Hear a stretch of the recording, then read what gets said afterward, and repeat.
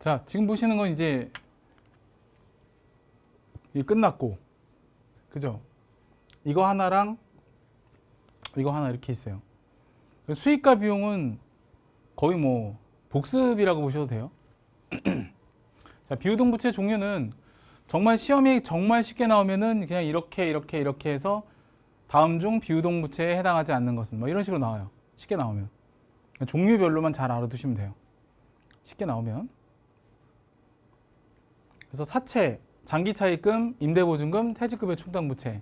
그냥 얘네들이 비유동부채에 속한다 정도만 아시면 되는 거고, 사채에 대한 그냥 개념만 짚고 넘어갈게요. 사채가 여러분이 알고 있는 그 사채가 아니에요. 네, 여러분이 알고 있는 사채는 사금융의 사채로 대부분 알고 계시죠. 그렇죠? 그런데 사금융의 사채가 아니라 일단 저거예요. 회사채의 줄임말이에요. 회사채. 알겠죠? 회사채의 줄임말. 자, 그래서 주식회사 법인이죠. 장기자금을 조달하기 위해서 일반 대중을 대상으로 자금을 모집하려고 집단적으로 발행하는 채무증권이다.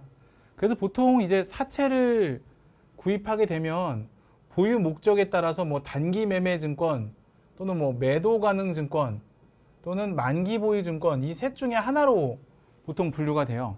그러니까 사채를 발행하는 사람 입장에서는 내가 빚을 지는 거니까 투자를 받는 거니까 사채라고 하는데 투자자 입장에서는 내가 단기 매매, 매도 가능, 만기 보유 주로 근데 이제 만기 보유 증권으로 많이들 시험 문제 나와요. 사채 구입에 대해서.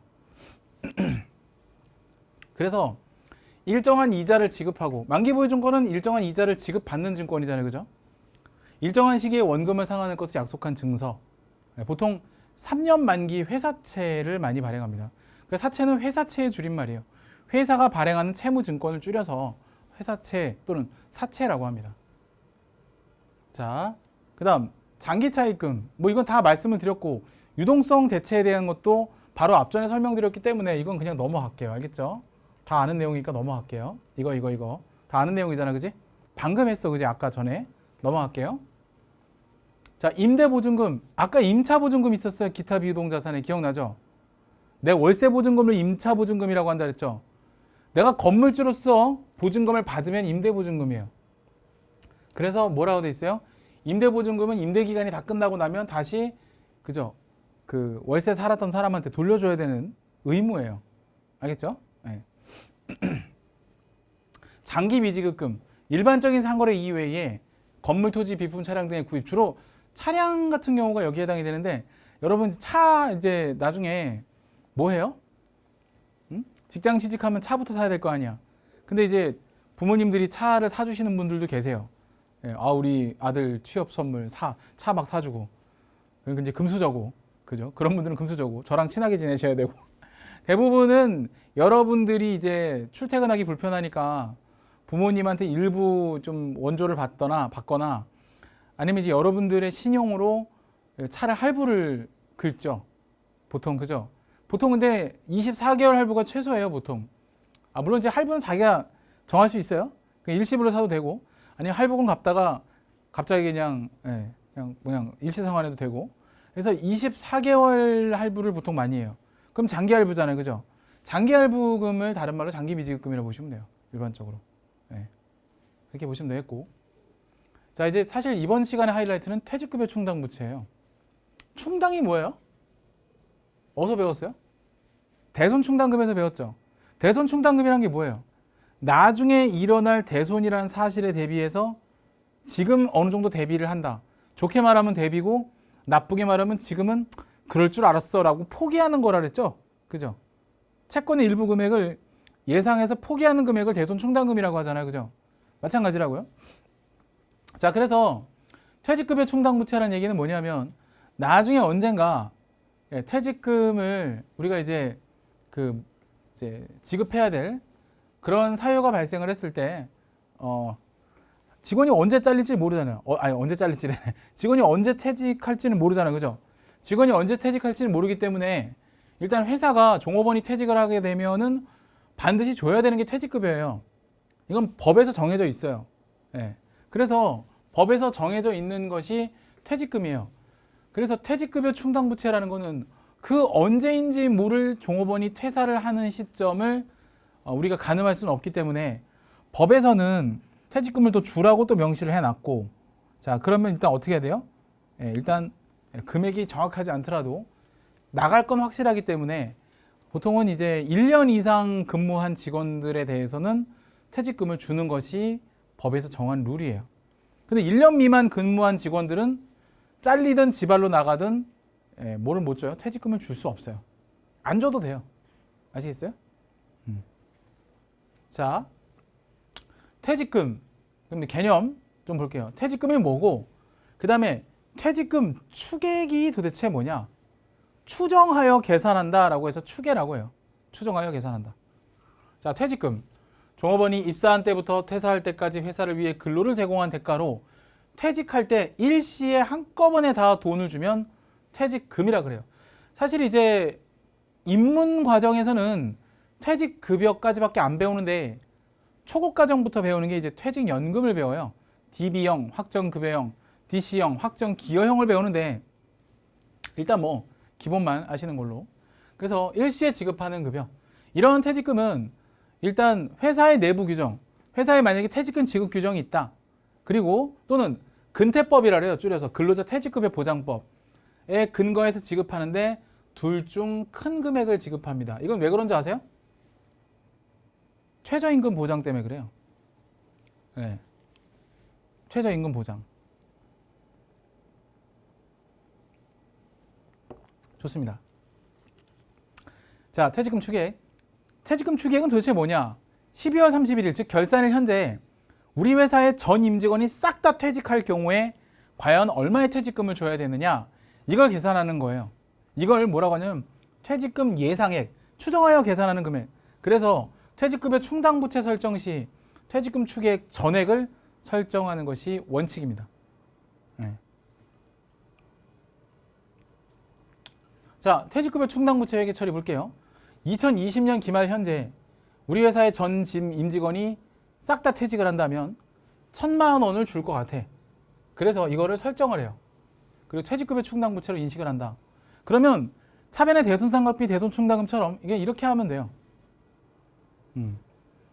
1,000만 원의 퇴직금을 줘야 되는데 이게 올해의 수익비용 대응을 해야 되기 때문에 올해의 비용을 잡는 거예요. 자, 다음. 자, 뭐 비용, 부채 이렇게 가죠. 똑같습니다. 이렇게. 자, 그러면 이제 이어지는 부분이에요. 2021년 2월 달에, 그러니까 다음 이제 올해죠. 2020년도, 요건 2020년도의 상황인 거고, 그죠? 2020년도 21년이 됐어. 2월 달에 직원이 퇴사를 해서 실제로 1,000만 원을 모아놨더니 퇴직금 300만 원을, 자, 우리는 항상 뭐 해야 돼요? 소득이 있는 곳에 세금이 있어요. 퇴직소득세, 지방세 이런 것들을 원천징수액 15만 원을 공제하고, 공제한다는 얘기는 마이너스 한다는 뜻이에요. 마이너스하고 빼고 보통예금 계좌에서 이체하였다. 세금 떼고 나머지를 준다는 뜻이에요. 자, 그러면 자, 퇴직급여 충당부채 모아놓은 게 1,000만 원 있는데 실제 종업원이 퇴직해서 300을 줘야 되는 거죠. 그죠? 꺼내줘요. 그럼 별도로 비용을 처리하는 게 아니야. 이거 대손충당금하고 비슷하거든. 모아놓은 돈이 넉넉하니까 여기서 그냥 다 까고, 그치? 그게 세금 떼고 나머지 주고 이런 식으로 가면 돼요. 만약에 모아놓은 돈이 하나도 없을 수도 있겠죠. 그죠? 그럼 이때는 얘가 퇴직급여 충당부채가 아니라 퇴직급여라고 해야 맞아요. 대손충당금도 그렇지 않아요? 대손충당금 모아놓은 게 하나도 없는데 대손이 발생을 했어. 그럼 다 대손상각비라고 하잖아요. 똑같은 거라고. 알겠죠? 자, 그럼 됐고. 자, 그러면 최종적으로 1,000만 원을 설정해 놨는데 그 중에 300만 원을 이제 썼으니까 얼마가 남아야 돼요? 700만 원이 남아야 정상이죠. 그죠? 이 상태에서 이제 12월 말 다시 따져보니까 이번에는 전 임직원이 1,500만 원만큼을 이제 받아야 될 것 같대. 자, 그러면 이것도 전부 다 인식을 한대. 그러면 결과적으로는 지금 700만 원짜리가 1,500이 돼야 된다는 얘기예요. 그래서 이렇게 됩니다. 보충법이에요. 똑같이. 여기 써잖아요. 여기서. 보충법. 대손충당금하고 똑같은 거죠. 똑같은 개념이에요. 모자라면 보충하는 거예요. 네. 됐어요. 여기까지. 넘어갈게요. 자주 봐야 돼, 이거. 이거 결산 문제에 나와요, 실제로. 전산, 그러니까 우리 FAT 2급 그 두 문제가 출제되는데 자동 결산, 수동 결산, 자동 결산에 나와요. 자, 퇴직급여 충당 부채 T 계정으로 많이 나오거든요, 시험 문제. 얘는 부채예요. 부채니까 대변의 증가, 그죠? 차변의 감소. 이건 기본적으로 알고 있어야죠, 그죠? 대변의 증가하는 쪽에 기초고, 차변의 감소하는 쪽이 기말이 기록돼요. 앞에 예제의 숫자를 한번 넣어볼게요. 그러면 2021년도 기준으로 보면 1,000만 원이 원래 있었어요. 근데 그 중에 퇴직금을 지급한 게 300이었어요. 그럼 이 상태에서 700이 남잖아요, 그죠? 700이 남는데 1,500을 설정해야 되니까 얼마를 보충한 거예요? 800을 보충한 거다. 이렇게 되는 거죠. 이런 식으로 갑니다. 이건 자주 봐야 돼요. 뭐 지금 본다고 바로 이해 안 가는 게 정상이야, 어떻게 보면. 그러니까 자주 봐요. 끝. 비유동 부채 끝났습니다. 자, 요 내용이 70페이지까지 본 내용이고요. 뭐 장기 미지급금인데 그냥 넘어가시고 71페이지 자본을 보겠습니다. 자, 볼게요. 이번엔 자본입니다. 자본이 입문에선 정말 쉬워요. 근데 초급부터는 정말 힘들어요. 자본이 제일 어려워. 진짜. 중급에서도 자본이 제일 어려워. 진짜. 정말이에요. 네. 고급에서도 자본이 어렵구나. 그러니까 입문이 제일 쉬워요. 네. 왜냐하면 입문은 여기만 알면 되거든. 나머지가 안 나와.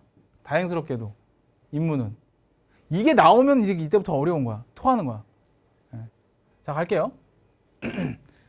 우리가 FAT 2급에서 배우는 자본은 딱 이 두 가지만 있습니다. 두 가지. 알겠어요? 인출금이라는 임시 계정이 있어요. 자, 같이 볼게요. 자, 이게 뭐예요? 자본이죠. 자본. 맞죠? 자본. 그죠? 내 거에서 빚 빼면 진짜 내 거. 이게 진짜 내 거가 자본이잖아요. 그죠? 자, 그래서 얘를 자본의 관점에서 보면요. 얘가 이렇게 돼요. 예, 여기서 자본은 진짜 내 거니까 자기 자본, 남의 거니까 타인 자본, 내 거랑 남의 거 합치니까 총자본, 이런 식으로 얘기를 해요. 이렇게 말해도 틀린 말은 아니에요. 알겠어요? 자, 자본의 종류 개인기업. 개인기업은 자본금과 인출금밖에 없어요. 여러분 시험에도 인출금이 많이 나와요. 기업의 원시출자액. 원시출자액이라는 게 뭔지 알아요? 처음에 장사 시작할 때, 그죠? 장사 미천 얼마 갖고 장사 시작했다. 그게 원시출자예요. 알겠어요? 그 다음 추가 출자. 만약에 추가로 그 사업 확장이나 어떤 시설 투자를 위해서 더 투자할 수 있죠. 이걸 추가 출자라 그래요. 그 다음에 사업주가 갑자기 개인적인 돈이 필요해서 회사 돈을 빼갈 수도 있잖아요. 뭐 아니, 내가 장사하면 내 돈 빼갈 수도 있잖아. 인출액. 그죠? 그 다음 단기 순손익. 이익이 나거나 손실이 나도 자본금에서 해결을 해요. 개인은 그래요. 법인은 이익잉여금이라는 게 있어요. 이익잉여금을 가지고 해결을 하는데 개인은 자본금으로 플러스 마이너스 조정을 합니다. 그 다음 인출금. 인출금은 주로 자본을 증가시키는 것보다는 인출이라는 말이 뭐예요? 돈을 뺀다는 거잖아요. 그죠? 그래서 돈을 뺄 때 연도 중에만 사용하는, 기말에는 다 정리해 줘야 돼요. 그래서 기업주가 자본을 추가로 출자하거나 개인적인 목적으로 자금의 인출. 시험 문제에서 이게 제일 많이 나와요. 개인적인 목적으로 자금을 뺄 때 인출금 계정을 설정하여 회계 처리했다가 기말 결산할 때 자본금으로 대체한다. 그 내용이 71페이지에 있어요. 아래쪽에 나와 있죠. 근데 그렇게 해놓으면은 이렇게 좀 별로 와닿지 않지 않나? 숫자를 놓고 예제를 만들어야지. 그래서 제가 예제를 넣었어요. 시험 문제, 실제 기출문제 이렇게 나와요. 사업주가 개인적인 용도로 현금 10만 원을 인출하다. 회사 돈을 빼간 거예요. 자, 그럼 어떻게 돼요? 차변의 인출금, 대변의 현금. 이런 식으로 하면 돼요. 돈이 나갔으니까 그렇게 되는 겁니다. 자, 그 다음 두 번째. 결산일 현재 인출금 계정자 내 10만 원을 자본금 대체. 이게 뭐냐면 인출금이 10만 원만큼 지금 회사에서 돈을 빼간 게 있잖아요. 그럼 인출금을 저렇게 계속 납두는 게 아니라 결과적으로 뭐예요? 자본의 감소를 가져오는 거기 때문에 자본금을 저렇게 감소시키는 회계 처리를 하는 거예요. 알겠어요? 이해됐어요? 자, 재무상태표와 손익계산서 관계.